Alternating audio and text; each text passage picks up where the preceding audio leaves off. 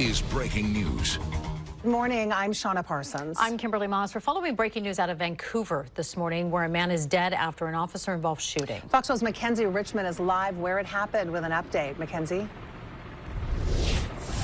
Yeah, we're told Clark County Sheriff's Office responded to the scene here just after 11 last night of what was a minor disturbance between several neighbors here at the 5400 block of Northeast 71st Street. Now, take a look behind me. You can see that it is still quite a busy and active scene here. We're told a resident initially called to report that one of their neighbors was threatening and yelling to harm another neighbor. At the same time this call came in, yet another area resident called police to report the same thing, adding that the neighbor was being aggressive and possibly shot a gun in the air. The original caller also reported seeing the subject armed with a handgun. Before officers arrived, that caller also reported their neighbor had used a knife and punctured several of the neighborhood's cars.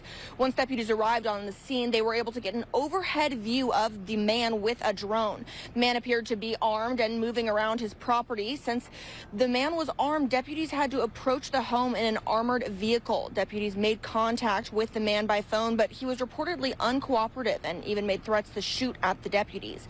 Deputies decided to pull back and not provoke further confrontation, but just several minutes later, around 12:45 this morning, the subject reportedly came out onto the driveway and fired at least one other shot into the air with his gun. While all this was going on, police made contact with two women inside the man's home and were able to safely evacuate them. Then several more shots were heard by deputies. The drone operator saw the man arm himself with a rifle from his garage and reportedly fire another shot. Several more rounds were heard by deputies as they reapproached the home in the armored vehicle around 1. Deputies again tried to talk with the subject for about 20 minutes before the man fired several more shots at the armored vehicle. Just before 1:30, Southwest Washington Regional SWAT was activated and responded to the scene. As they were responding to the scene, deputies used several armored vehicles to set up a perimeter around the home. The man continued to yell at deputies and appeared to be setting up a barricaded shooting area in his residence. He was wearing reportedly what appeared to be a ballistic helmet and a gas mask. He then took several more shots at the other armored vehicles and possibly other homes in the area. At least one round struck the windshield of an armored vehicle and caused significant damage. If you take a look at your screen right now, you can see the photo from that shot fired.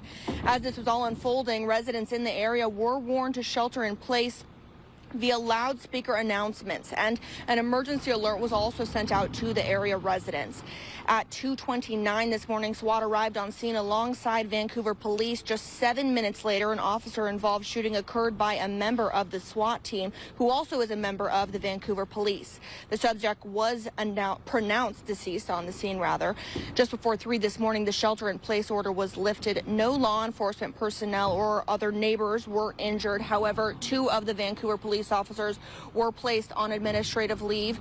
One was the officer who was just besides that windshield when the bullet hit the windshield. He is not injured, but reportedly just on victim leave right now. The other one is the officer who was involved in the shooting.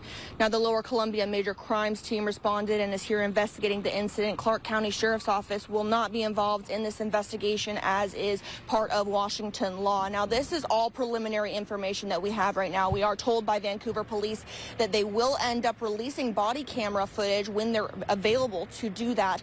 But right now, this is all the information we have at this time. Of course, we'll continue to keep you updated both on air here and online at kptv.com with more. Reporting live from Clark County, Mackenzie Richmond for Good Day Oregon. Mackenzie, thank you.